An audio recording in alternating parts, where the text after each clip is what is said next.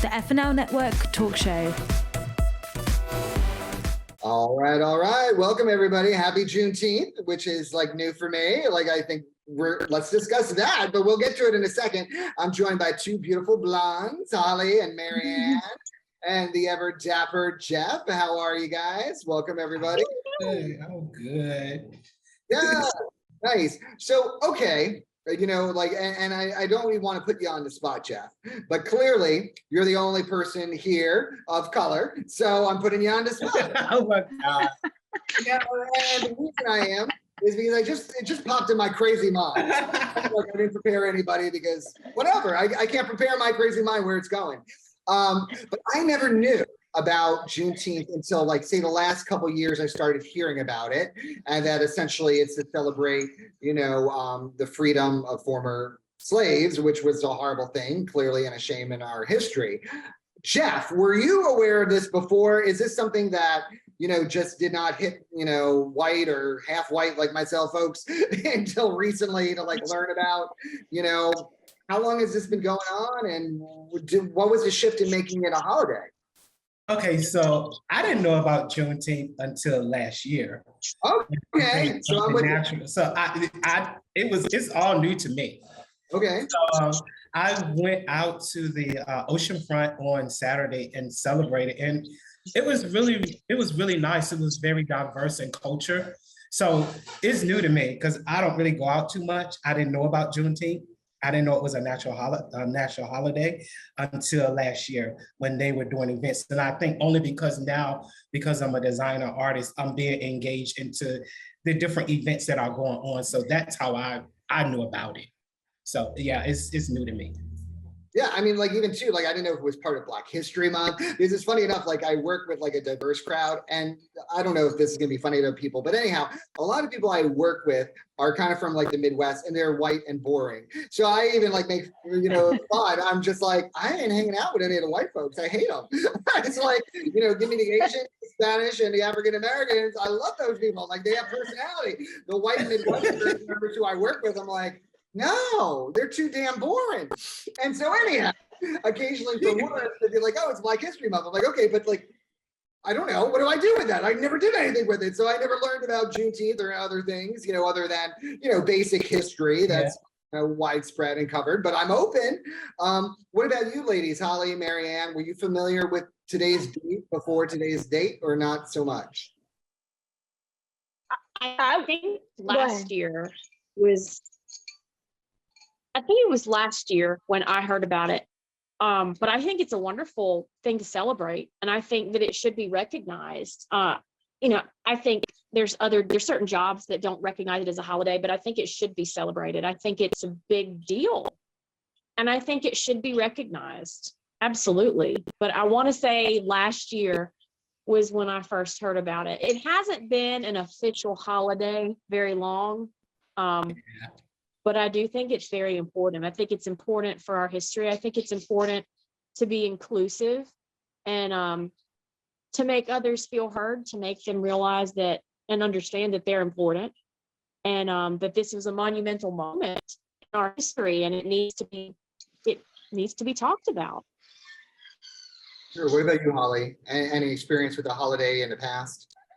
Absolutely. Actually, the truth is, I was always aware of Juneteenth because I didn't celebrate that. I just really celebrated my father's birthday is around that time. So the whole month literally did not go to it for me, although I was very aware of it. I just celebrated my dad, you know, his birthday, and he's a Gemini. So that whole month was kind of dedicated to him because, you know, it was kind of a very narcissistic family. So when it was someone's birthday, that person had to be celebrated. You know what I'm saying? So my Juneteenth was not even gonna remotely go to the attention of that person or that subject. So I wish I had the privilege of celebrating it. I looked into it a little bit more as I got off the hook. My parent was like, you know what, just don't even you know, fathers get to a point where they're just like, just whatever, it's just another day. And so that kind of let me off the hook a little bit more to look into it. But yeah. No, not until that. And so, yeah, I was thankful for that. Well, and my basic premise is, if we don't recognize good and bad parts of our history, we can repeat them, and just, like they've said recently, like, gun violence is on the rise, racism's on the rise, anti-Semitism's on the rise, anti-LGBTQ plus is on the rise. So all these things, I think the more awareness we bring to different cultures and causes and where we were, hopefully we won't, repeat it, also too, like even, politically, it seemed like other countries and our own country were favoring people with big personalities and more like dictators versus like, leaders, but then that's what Hitler was and Stalin was and Mussolini was. And do we really want that? I mean, a lot of times we can fall prey to it if we don't know our history or aren't aware of it or don't care about it, to be perfectly honest. So, and the more I can learn, the better, and I think it's kind of an interesting argument. And I wonder what you all think about it. I'm going on a whole tangent that I didn't even bring up before with you guys, but I know so much is like, they don't want little white kids to feel ashamed and they're afraid of like what they're teaching that like, if they'll be too negative, to their history. But I mean, to me personally, I feel if a child is white and the teacher happens to mention like, we weren't nice to Native Americans, we weren't nice to African Americans, this is our history, but they're not like, Tommy, Sally, you did it, clearly. Right. 5, 6, 9, is there anything wrong with that by saying like, hey, we're not always a great country. We don't always do things properly, like, or maybe we've made mistakes as a civilization in the past, and maybe all cultures have. I mean, however you want to approach it, I think that's totally fine. Almost like Germany, they teach, the Holocaust as like a shameful part of their past to be never repeated. What do you all think about that? Marianne, I think you were chiming in. What do you think about that? I'm with you 100%. No human being on this earth does everything right. None of us. And on a larger scale, talking about American history and the things that have happened, I think people should know the truth, the good, the bad, and the ugly. I mean, we don't have to go into graphic detail with children as far as getting too much into it, but detailing what actually went on, I think, is important, because I think another thing teachers could do is tie into how it's important not to be that way now, to be better, to do better, to treat people better. Because the fact of the matter is, there was a lot of mistreatment of different races and different people groups, in the hundreds of years ago that happened. And it's not something we can erase. We can't erase history. We just don't want to repeat it. We want to change it. We want to make it better. I agree. I mean, and also too, like to me, it's very silly, the whole build the wall thing or whatever. Why would we be anti-Mexico? First of all, it's a beautiful country to visit. Secondly, guacamole, awesome. Margaritas.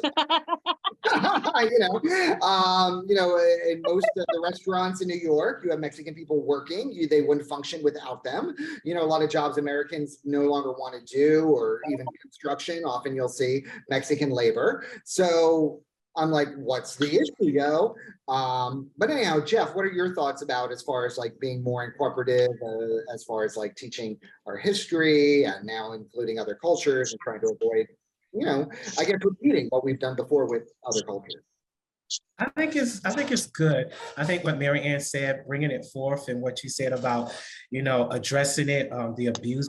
But I don't want to focus on just a color. I think it's overall different things with lesbianism, and everybody's being stereotyped. And I think it needs to change. I think if we learn to embrace people for who they are, I think the world would be a better place. I think that it will flow, and we would see that it's not a color, that sometimes we miss communicating with somebody because of situations or whatever.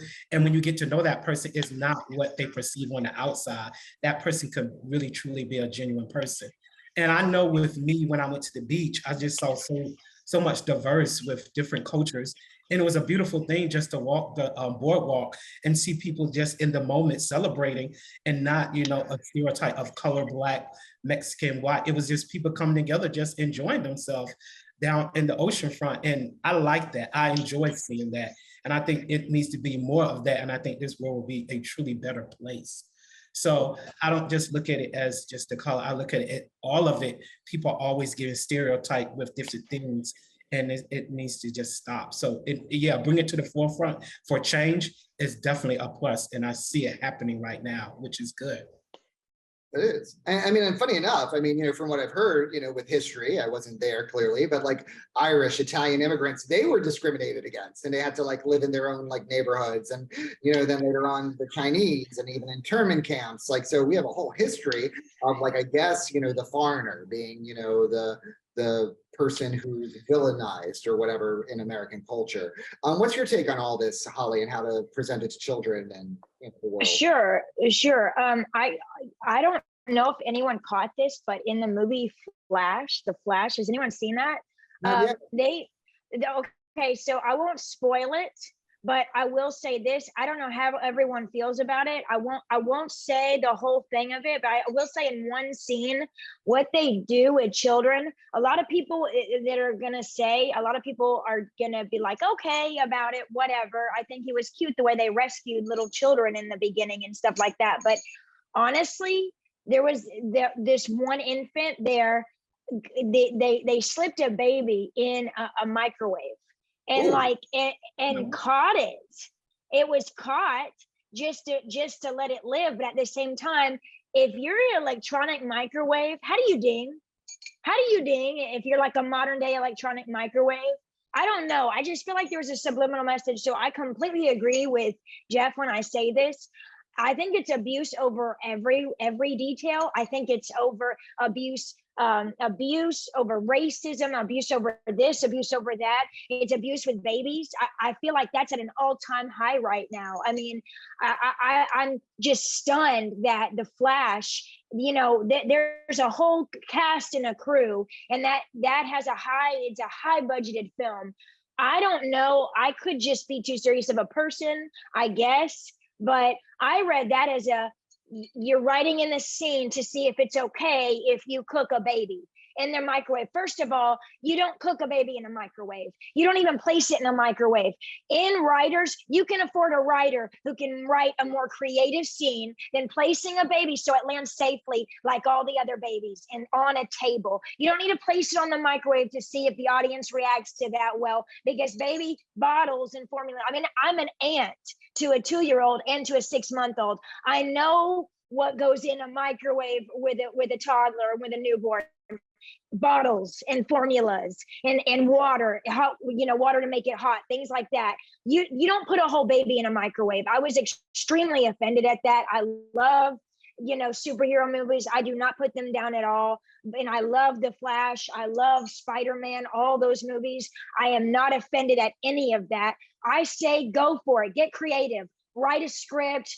Make it huge, sell those theater seats, but in no way, shape or form is child abuse okay in that way. And I feel like they're trying to make everyone see their way and make it look okay to put a baby in a microwave, which is not okay at all. So I agree with Jeff completely. I think that they're trying to push the envelope on everything, and abuse can be everywhere. So.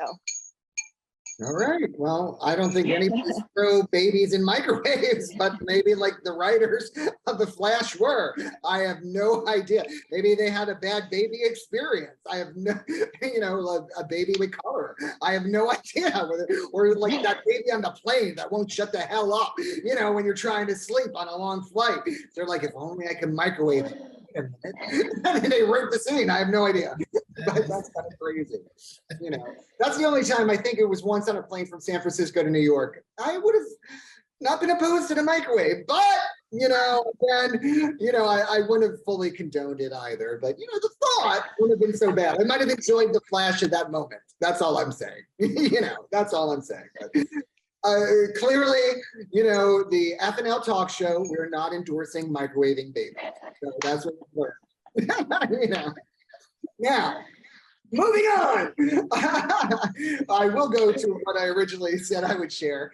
And funny enough, it's a question that I don't have an answer to for myself. And I'll just say what kind of bummed me out. It's like, I guess sometimes when world issues or things that I don't feel empowered about that are bigger than me, I don't necessarily know the answer how to deal with it in a happy way.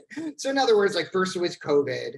And then like last summer, there was this scare of monkeypox going around. And then, now this year, all of a sudden, I look out and the sky's red in major cities like New York, from the fires that are burning. And they're like, oh, stay at home, close your windows, lock your doors. And it's all very depressing that basically, a cold can kill you, having sex can kill you, breathing the air can kill you, and all these things. So I'm like, when you're overwhelmed by things that are clearly bigger than yourself, do you folks have any way to like make yourselves feel better, to maybe have power over the situation? Do you just listen and lock your doors and windows like I actually did when they were like, don't go out as much? I mean, I had plans, so I did my plan, and then I came back home, and it's like, doesn't make sense to breathe fire air, and I see the sky's a different color. So, will I die in a second? No. But is it smart to go on a tour? No.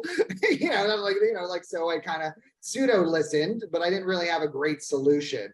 Holly, let's throw it to you. What do you say about, these big issues or things that happen in world news? Like, how do you gain power for yourself or a happy perspective? Is there anything you do or think about? Absolutely. Well, here's the deal. You read a lot of books so that you can have knowledge on it. And, you don't have to read all books. You can think of a specific category, how to overcome fear or whatever, or self-help, or be happy in the midst of it, survival things, survival, techniques, and how to, comfort others, that sort of thing. Also, I saw about this and I researched this. They said that in the news and people that are professional, all the professionals are saying that this is a completely this is unheard of. These wildfires are coming out of nowhere. They're a phenomenon. I mean, true. And what they had the potential now is, and I almost my heart goes out to Canada and to New Jersey, because that's where they said that's heading next. And I just hope that they have a backup crew for this. Like, we can, like you said, Steve, we can muster up enough, survival in us, that survival, neurons in our brain that say survive, that keep us going. We can latch onto that and muster up to breathe. I mean, with oxygen masks or staying indoors, whatever. But is there backup? Are there backup firefighters? Is there a backup crew? Is there backup water? Is there backup ways? I mean, the stores, gas stations, everything. When wildfires, I mean, it's like wildfires here in LA, for heaven's sake. I mean, gas stations get closed down, and then that's when you have a problem with things. When you can't go around, the supplies or shortages are everywhere. That's when everything is a true problem, and you're cut off. And you're snowed in, and like San Bernardino, I mean, my heart really goes out. But just like I said, just having a backup. I hope there are enough firefighters. I hope there's enough water. I hope that that the air can clear out. I hope that people can stay indoors and read books and really kind of self-improve and just, be positive. If you want to go live on social media, try not to post too much about what's going on, but post a good quote or post something that people can actually look forward to, those kind of things, so. Yeah, I mean, sadly, and I don't want to be like Daniel Downer, but, it seems like we don't have the infrastructure when things get out of hand. Like, from COVID, like, if a lot of people are sick at the same time or a catastrophe happens, hospitals can't handle it. Like, that's what we learned. And it's not just a US thing. It was like showing Italy and like other places, of course, New York has a larger isolated population in a central location. So we were very hard hit in the beginning, but it just showed across the country and in other countries, the medical industry can't handle tons of people at once. And it seems like the fire departments can't either. Why this is so, and nobody thought ahead or is working on this, seemingly, is beyond me as well. But, you know, I don't know. So read a good quote, and that's a start. What about you, Jeff? Like, how do you handle these things that pop up? Well, you know me, I stay very grounded in God. My trust is in him. Has to be very spiritual.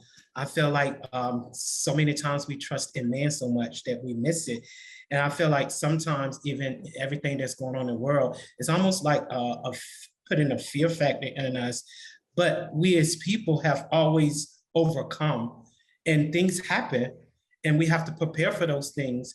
And I think we just need to be more knowledgeable with what everything is going on in the earth, because some of the things that are going on, we created. You know, we don't want to deal with the root of the issue. We create these things that with the pollution and doing extra things. And, you know, I just feel like it's just a trust in God. I feel like if you trust and you stay grounded in God and stay grounded in who you are, you know, and say, you know what, I know this is a situation, this too shall pass, and I'm going to move forward. COVID was a shock. I learned that through COVID, I had to survive, even with me having asthma. I learned that, you know what, this thing is not going to take me out. I'm going to build my immune system up. So I started running and working out so that the next time something comes, I already had prepared myself, my body, my vessel for the hit. So I think it's just a wake up call. I think that we need to just, you know, prepare ourselves for things in the future that may happen to make ourselves a better, healthy person when situations arise like this, because that smoke in New York, I heard it was just crazy. But imagine the people that system is already compromising them, trying to even survive is worse. I think we can do other things that can build our immune system up. But my total ground is my trust in God. I just know that has kept me and allowed me to be who I am in my walk right now in life. And I've done well. I take a deep breath, I read the word, and I breathe, and I feel better after I've meditated. I say, I can make it today. It's going to be okay. So that's nice. And now, because you mentioned God, you know, we were like, recently we have like, you know, snow in like Las Vegas, like, so in the desert, we have all these increased storms, COVID, monkeypox, the sky turning red. Jeff, are we in the book of Revelations, and how much longer do we got? Are we going to see an angel floated on down with a staff or something crazy? Should I just be running to church? I really do believe, I think it's just a wake-up call. I think it's just because we move in life, the hustle bustle of life, and we're moving so quick. We don't take no time to just breathe and really see what's really going on, because before COVID, things were moving very, very quickly. Everybody was just moving. So I felt like COVID wasn't supposed to paralyze us. I think it was supposed to allow us to sit and think and move differently than how we were moving in the past before COVID hit. So I think it's just each time that something happens, it's for us to think. Life and death happens. Like, people don't realize when people pass. I know when I go to funerals, especially now I'm getting older, it makes me think when I see my aunts and my uncle passing, like, okay, I really need to get myself together. I need to, if I'm, I need to be positive. I need to show love. I need to fulfill my mission while I'm here on earth. And I think that we think in life that we have all this time, and our time could be tomorrow. We don't look at every day as a great day or a wonderful day, or each and every day that we see people that, you know, we have an encouraging word, or we're just happy to see people, because we just don't know when our time is. But I think it's eye-opener. I think it's trying to get our attention. God is really trying to get our attention. Things just don't happen for no reason. They happen for us to look and analyze why are those things really happening. So that's my input on it. All right, I'll take it. And what about you, Marianne? How do you cope with these world issues and things that seem like overwhelming? So anxiety has always been a struggle for me. I'm not good with things that I can't, you know, situations that are out of my control. I tend to get worried and anxious. I admire, Jeff, I really admire you and your faith and your ability to trust God. I'm still working on being able to do that like you do. I'm not there yet, I still have my worries. I can't, that's something I struggle with, is putting things in God's hands. It's hard for me. It's very hard. I still have my moments. Personally, I have yeah, we all do. We all do. Yeah. But as you know, I've had a lot of personal storms in my life, as a teenager, as an adult, young adult. And I'm still in a place where I'm pretty much always waiting for the other shoe to drop. And that's something I need to work on within myself. And I realize that because sometimes I panic. And when it comes to the world issues, obviously I have no control over those. I'm on this farm here in North Carolina with my husband. But I try to focus on little things that I can control, that I can work with, like going outside and working in our garden, growing our own vegetables, taking care of our animals, self-care. It's a big one. Getting enough sleep. I think that's actually underrated. I think we need a lot more sleep around here. Just and focusing on one small task at a time when I feel overwhelmed, and not beating myself up too much. And if I have to, not watching the news at all, because sometimes that gets overwhelming and you get on a rabbit trail and you just keep going down, down, down, down. And you just keep seeing more negative, because most of the time news is negative. That's just the way it is. And really just focusing on staying busy here at our farm, which there's plenty to do. There's plenty to do. And, still working on the faith. Jeff, I do admire you, like I said. It's not easy, but it's funny you say that. When I talk and I'm talking about faith, it ministers to me before it ministers to the people. And I haven't always been in this place. Like, I'm growing in it. I used to be the very shy, very fearful, always felt like I had to have someone there in order for me to achieve something. But as I started walking in my faith, and as God really started dealing with me, I learned that in order for me to be able to be successful, everybody's not going to go where I want to go. And I can't pull them, but I have to continue moving forward, because those are the things that make me happy. And those are the things that I desire to do. So I have to let some people go, but in letting go, it builds me up stronger. And I learned that I can do this. And I meet other people on the way that are supposed to be there, a part of my new purpose or my new chapter in my life, by releasing people that don't want to go. So sometimes we don't see it, but once we step into it, that's the faith. We see those things that are already there for us. And I'm learning to step into it in faith, in fear, but still moving forward. Because once I do it, it's like, it's a smile and there's a joy that comes from me, because I'm like, dang, it wasn't so bad what I perceived in my mindset, what I thought it was, once I step into it. So those are the things that I do. The more I step into it and move forward, my life becomes a little easier.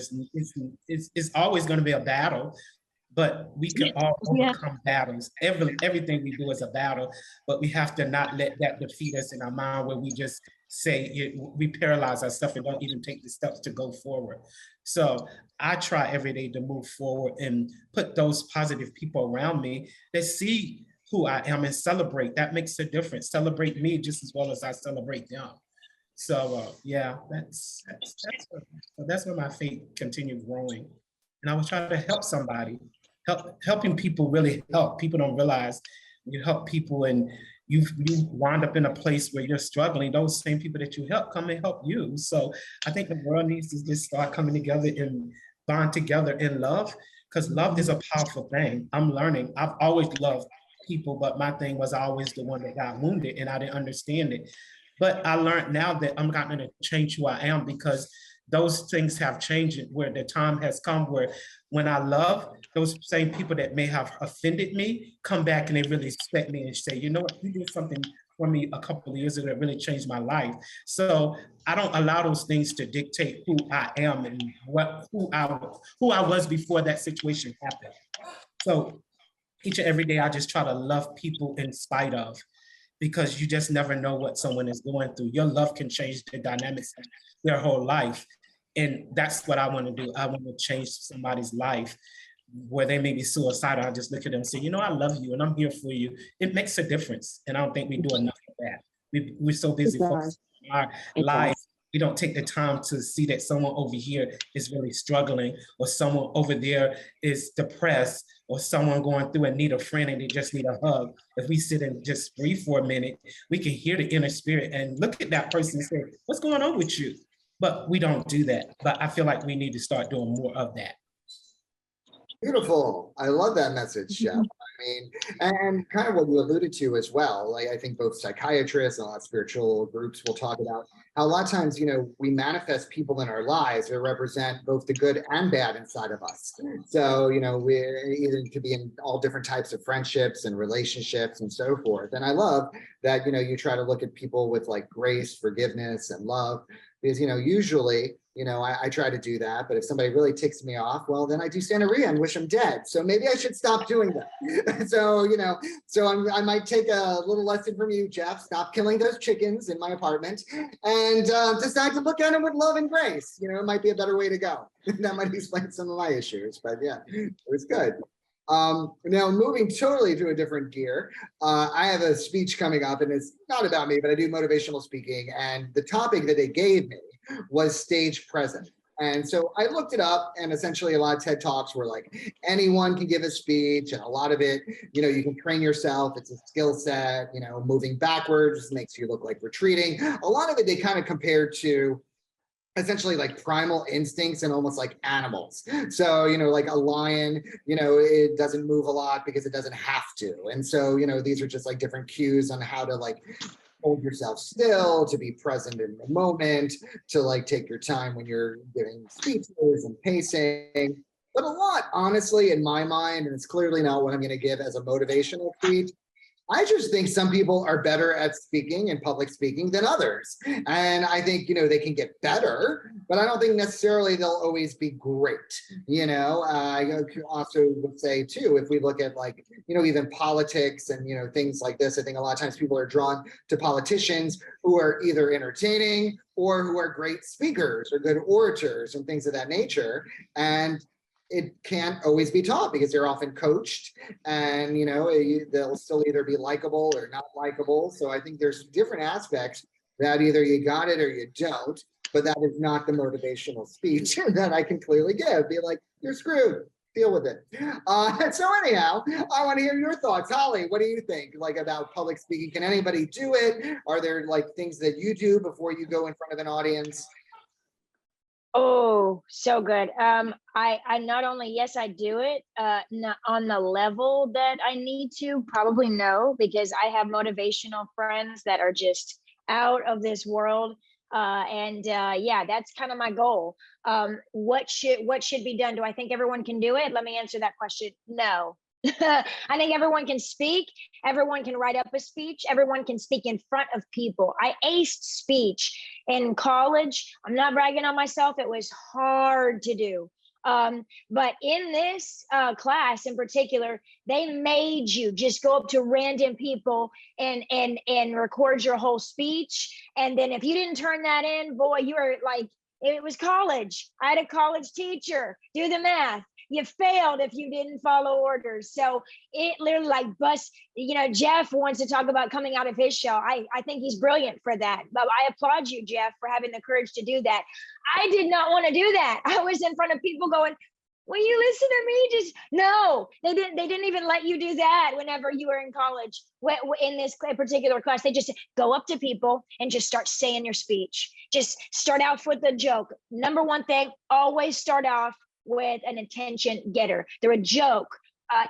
Did you know? Just certain moments of triggers that you have to do. You have to pay attention. And then it's time specifically where each movement, whether you go from right or left to right, and then back, you're totally right about that. It's all about your body language. And so you have to master your body language. And a professional motivational speaker or a professional speaker will know exactly which angles to go on to how do you say this? It's almost like pulling the audience in. I won't say hypnotic because I'm not all into all that new age. That's just too much. But some motivational speakers out there use the term hypnotizing the audience. No, let's not use that. What we'll say is let the audience gravitate towards you. You know how to do that to them. So do I think everyone can do it? No. Do I think there's a difference in public speaking and motivational speaking? Yes, there are many different types of speaking. I started about 10 years ago, so I don't believe even I'm where I could be. There's always room for improvement. But can anybody just hit live and go live on social media or on a video? Heck yeah, we're living in that modern age where everyone can do anything to express their opinion, but there's a difference in doing that for fun and making an actual profession out of it. So everyone's mastering it these days. It's just what you do. All right. What about you, Jeff? You got us all inspired earlier. So, what's your future being a speaker? So I'm learning that you have to engage the audience. You have to tell a story, and I'm learning that you have to be genuine. If you're genuine, people will gravitate to that. I think sometimes people tell this fairy tale, but if you're gonna motivate people, you gotta motivate people through your experience, because a lot of times what we don't realize, our experience is their experience. But we feel like when I get up in front of them, I have to create this fairy tale. No, just tell your story. Speak from truth from the heart, and the people gravitate to you. They're knowing it's genuine, and that's how I feel like you can win them over. I feel like anybody can speak, but I feel like it's just like telling your story. Things in life that you experience, what you experience, whatever the topic is, you can bring that out through your experience, and it works into the audience, and it grabs them. So that's my thing, being genuine, tell your story, and keep the audience engaged by what you're saying that's genuinely your experience. Okay. What about you, Marianne? How do you engage with like an audience, or when you want to get your message across to people? So I think I'm pretty good at speaking. I'm not going to say I'm the best or that I'm great at it. Like Holly mentioned, in college, I had a speech class and I did well in that class. I was more nervous and timid back then than I am now. I do feel pretty comfortable talking. I think one of the things that makes a person stand out is when they're just their authentic self. Because if you're trying to fake it or be somebody else or be like somebody else that you watch talk, people are gonna know. They're gonna know. I mean, be yourself. And like Holly said, not everybody's cut out to do public speaking. Not everybody's cut out to do motivational speaking. It's a very personal gift that certain people have. But I do think it's important to be authentic and to be yourself. If you are a funny person, throw in something silly. Jeff, I think you mentioned life experiences. Something that the audience can relate to, something that kind of pulls them in. They're like, hey, I've been here. I've been in this situation before. I know how you feel. I can relate. So I think making it personal, making it something that they can relate to, but also being your authentic self instead of trying to copy someone else or being a copycat.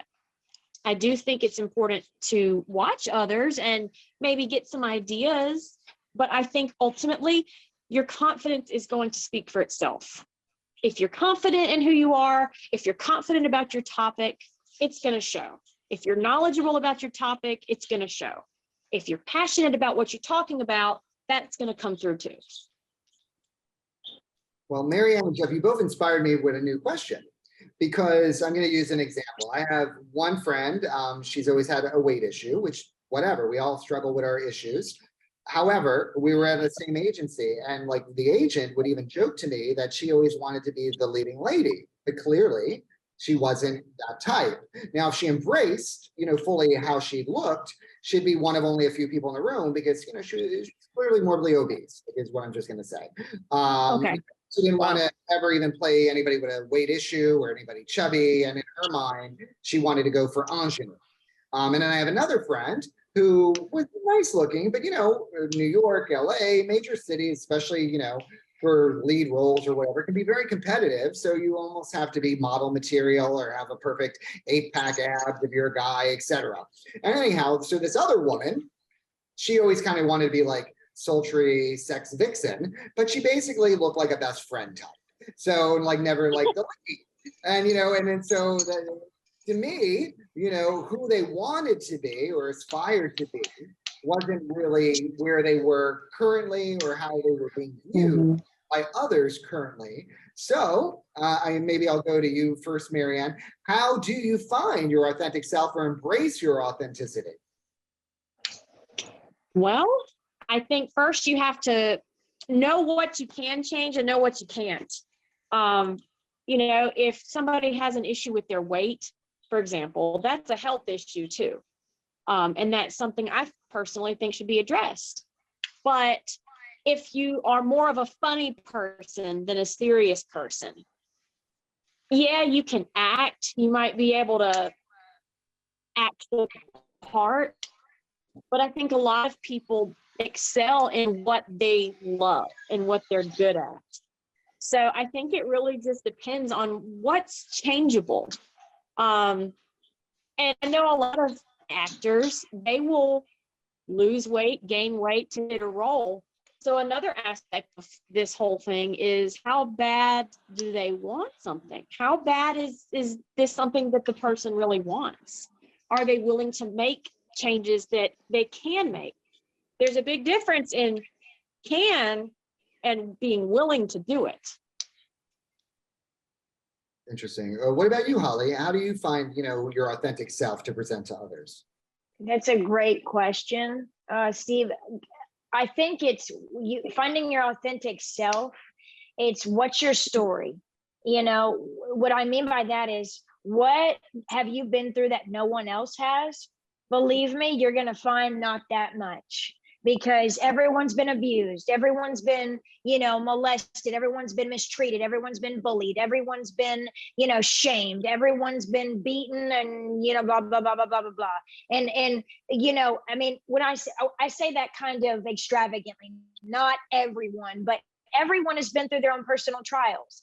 And so, but what I'm saying is, it's not what your trial was. Like, what have you been through that no one else has? No. It's how did you deal with that? Well, what do you mean by that? Well, how did you respond to that? Like, what is the grasp of that kind of keeps you going and kind of doesn't make you in the middle of the night go, oh my God, I just want to end it all. You know what I'm saying? And more than that, how did you find yourself in a situation where you help somebody else? So I would say, how do you find your authentic self? What's a situation where you used what you went through to help somebody else in some way, and not just that, let's go a step further. When you help them in some way, what did they do with it? What was the electron transport chain of that? In other words, electron transport chain of that was, how did you link arms with them? How did they find the energy to link up with somebody? What motivated them to link up to hold your arm, but to link up with everybody else's, including without letting go of yours? How did the energy flow? With saying it modern day saying, so that's really how I've found my out there, and I keep finding my true authentic self, because I've been through, things in my short time on this earth, very short. I don't even consider myself, whatever. So I still got a ton of things to do and many ways to grow and things like that. And I'm just enjoying the journey of growth and stuff like that. But that's what I'd say to everyone is, when you find your authentic self, how did you use what you had, and how did you use your tools to help somebody else, and how did you do it and kind of work love into it? Because love is not overrated. This world is so negative. So yeah.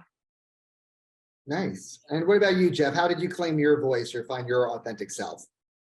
I think I found mine through my journey.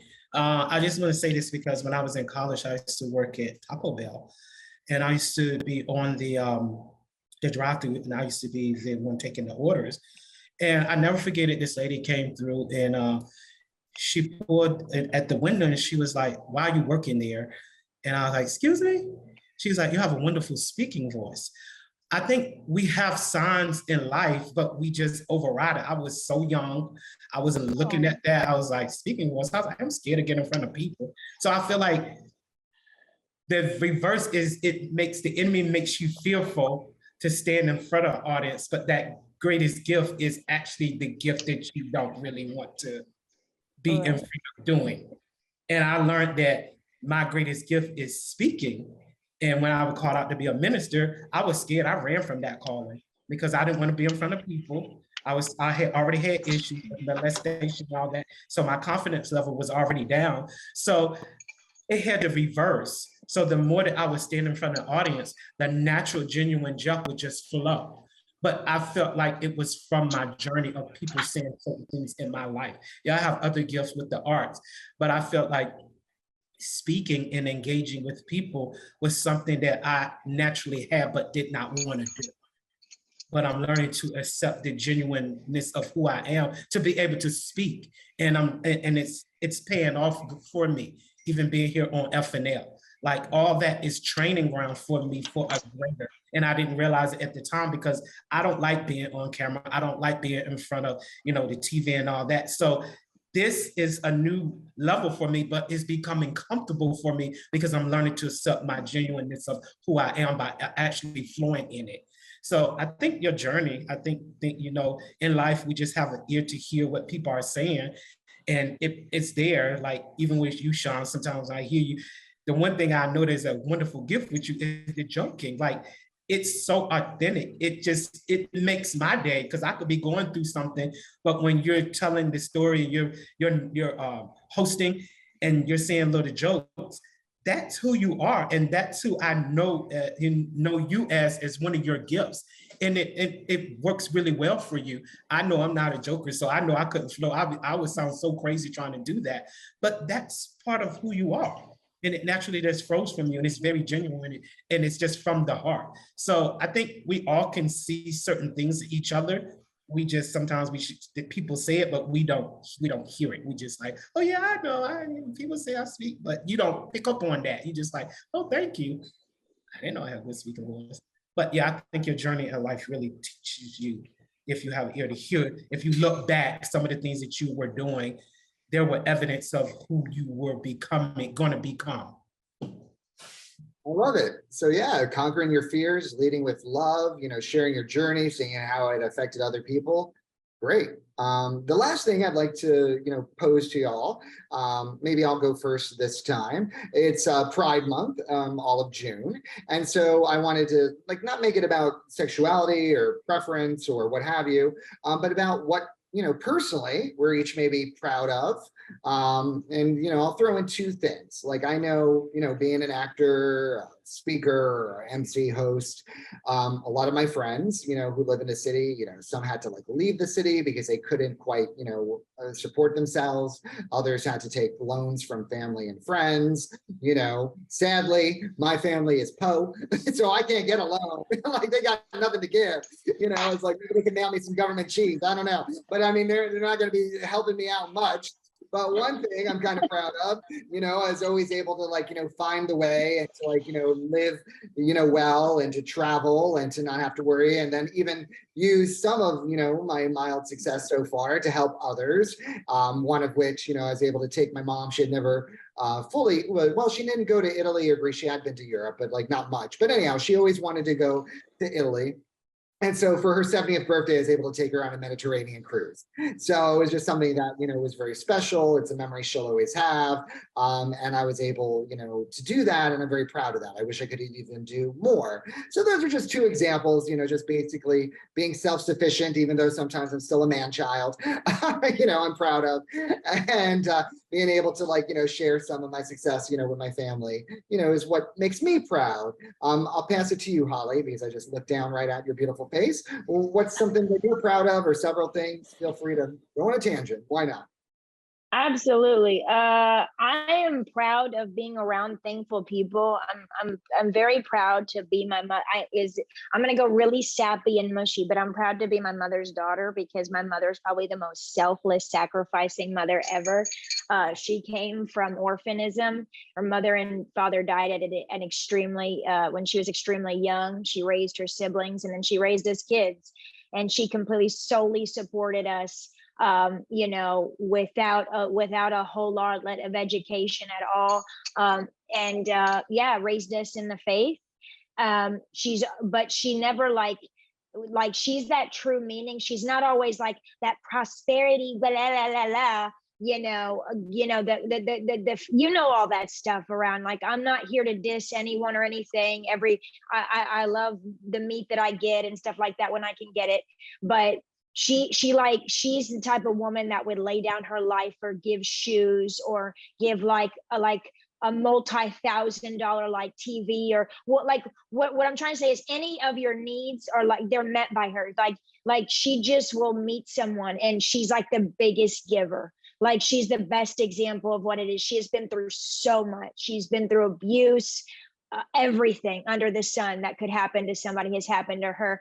And yet it never, she doesn't waver. She doesn't waver. So I'm truly thankful to be around her. So I'm thankful for family and that example that she has set. I'm also thankful, and this is really this is overrated for a lot of people, but AC, the AC in my car crapped out and I had to replace it after a little bit of time when I got up the money to do that. I'm thankful for AC in cars.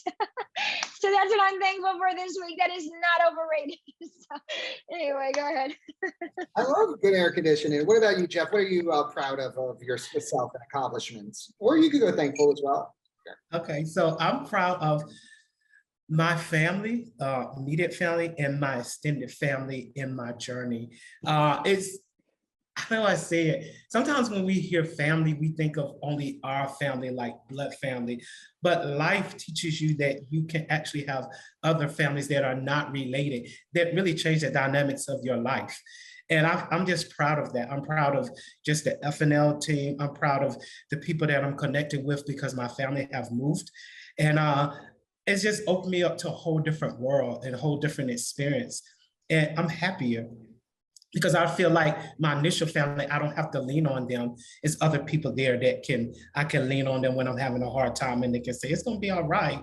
And it can be like a brother or a sister to me, or an uncle or a dad when my dad is not in place. So those things I'm very proud of. I'm proud of overcoming fear and not being afraid to go forward, not being afraid to stand up and speak, not being afraid to be able to voice my opinion or say if I want to do it or if I don't, let my yes be yes and my no's be no's. Because I used to be a yes person all my life.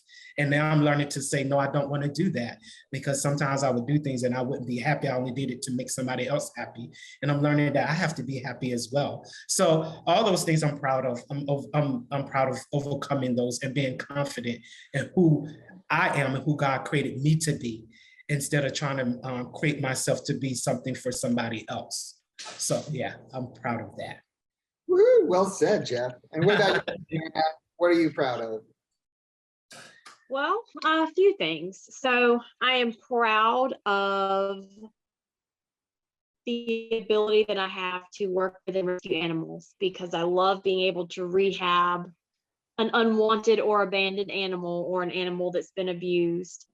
I've worked with horses, donkeys, different animals, dogs, and on our farm, I love doing that. I love taking in the ones that nobody else wants. I'm proud that my husband and I have been able to work together and save money and do better for ourselves than, for example, certain people in my family have done. I'm not going to name any names, but there's let's get them.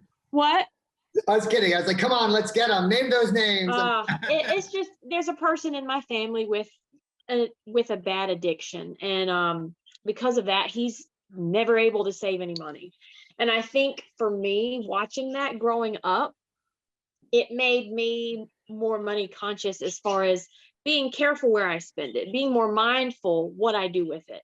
So that's something I'm proud of. And then the last thing I would say is I'm proud of not giving up when I wanted to end it all. You know, I don't know how much, I think all of you know that I went on a journey to meet some biological relatives years ago. And some of it went well and other aspects of it did not. And it drove me to the point of wanting to just end my life, because there was a person that said flat out, you know, you're a mistake. And I was just ready to go, because at that point I was like, how can these people say that they're Christians and then tell me I'm a mistake, you know, tell me I'm an accident. And I was ready, but I had a friend that helped me that night, and she and I are still friends to this day. And I'm proud of myself that I didn't give up, because I wouldn't be here. I wouldn't be talking to you right now. I was pretty serious and pretty set that I was done after I was told that. Because feeling unwanted, that's something that I don't want anyone to have to feel, because I still feel it every day, but I have to make the choice to get up and say, I may be unwanted by some people, but I am loved by the right ones. I love you. I love you too. I love you too, Jeff. And I'm proud of you sharing something so personal that I'm sure, like, you know, many people watching, you know, have felt similar, you know, feelings and, you know, despair and maybe, you know, contemplated. And, you know, hopefully if anybody's listening who was thinking of doing harm to themselves, they know that there is a way through it. And, you know, things will get better, and it might not be ideal, or it might not be right away, or it may not be how you want it to happen, but it will continue to grow and you will make a difference. You know, Marianne has a beautiful husband, a beautiful life, helping beautiful animals, you know, and none of that would have been there had she gone through with feeling, you know, despair and, you know, going through with those temporary feelings that were so painful. Yeah. But she conquered her fears, like Jeff mentioned, doing, and, you know, leaning in with love, you know, like Holly and Jeff and, you know, others have mentioned. So, you know, I just say I'm proud to be with y'all sharing your journey, especially this evening. So thank you very much, Marianne, Jeff, and Holly, and, you know, for everybody watching. I hope y'all enjoyed it. So, you know, find your authentic selves, conquer that fear, lead with love, and no more babies in microwaves, damn it. That's all I got to say. So thank you, everybody. Have a good night. I love you. Bye.